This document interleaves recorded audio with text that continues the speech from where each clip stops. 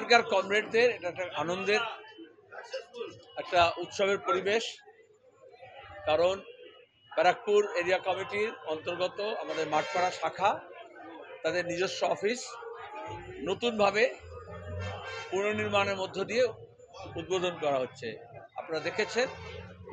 এবং এখানে আমাদের বয়স্ক বর্ষিয়ান প্রবীণ নেতা যিনি এখানকার সাংসদ ছিলেন ফরিদদাও আছেন, রমেনবাবু আছেন যিনি এই শাখার সম্পাদক। এই শাখার কমরেডদের এখানকার মানুষদেরকে আমি অভিনন্দন জানাচ্ছি। বাকিটা জনসভায় বলবো, এখানে কারো যদি কোনো প্রশ্ন থাকে বলুন।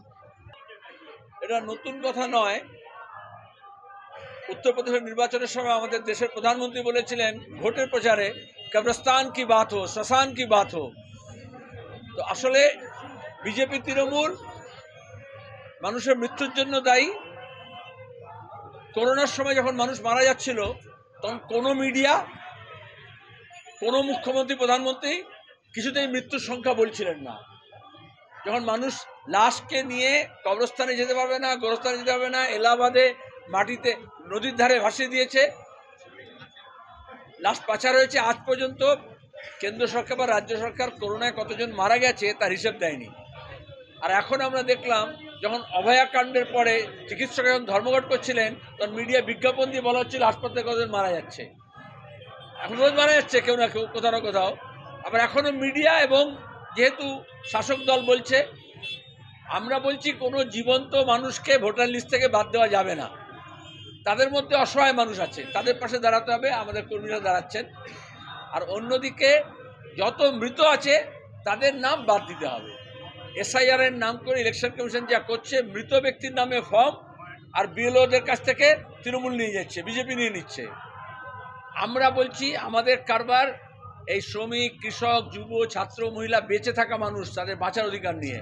আর বিজেপি তৃণমূলের রাজনীতি হচ্ছে মৃত মানুষকে নিয়ে। এবার তোমরা ঠিক করো ভাগাড়ের দিকে যাবে না মানুষের লড়াই সংগ্রামের দিকে যাবে।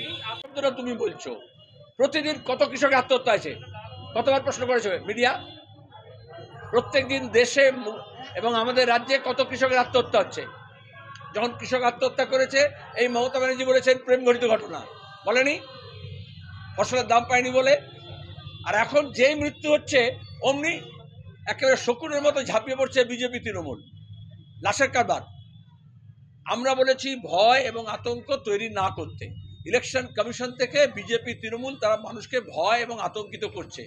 মিডিয়ার একটা অংশ সেই ভয় এবং আতঙ্ককে আরও বাড়াচ্ছে। আমরা বলছি যে মানুষের ভোটের অধিকার আছে সেটাতে রক্ষিত হয়। ওরা বলছে না এতজনকে তাড়িয়ে দেবো, এতজনকে মেরে ফেলবো, এতজনকে কেটে ফেলবো, এতজন মরে যাচ্ছে। আমি আবার বলছি মিডিয়াকে দোহাই, মৃতর থেকে বেশি জীবিত দিকে নজর দিন। শুধু একজন নয়, তৃণমূলের অনেক লোকজন আছে যারা বেড়া আছে দাঁড়িয়ে টক্করের জন্য চেষ্টা করছে।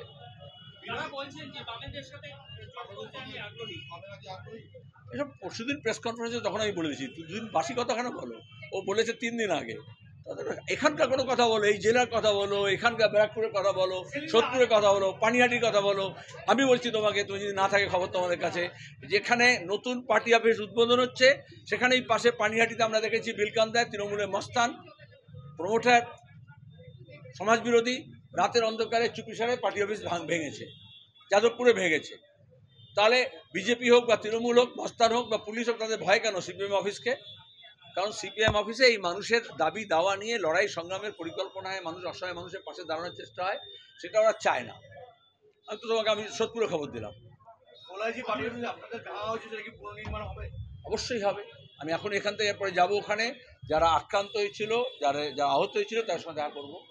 তারপর ওখানে মিছিল হচ্ছে, তারপরে আমরা ওখানে পুনর্নির্মাণ করবো। তৃণমূল হচ্ছে ধ্বংসের প্রতীক, সিপিএম হচ্ছে নির্মাণ এবং পুনর্নির্মাণের প্রতীক। জোট কোথায় এলো? এখানে জোট কোথায়? সিপিএম অফিসে জোট কোথায়? প্রশ্ন কোথায় এখানে? খবর মনে হচ্ছে যেটা ঘটছে সেটা খবর না, যেটা ঘটতে হয় সেটা খবর করো। এটা থেকে মিথ্যে খবর হয় আর ফেক খবর হয়। ধন্যবাদ।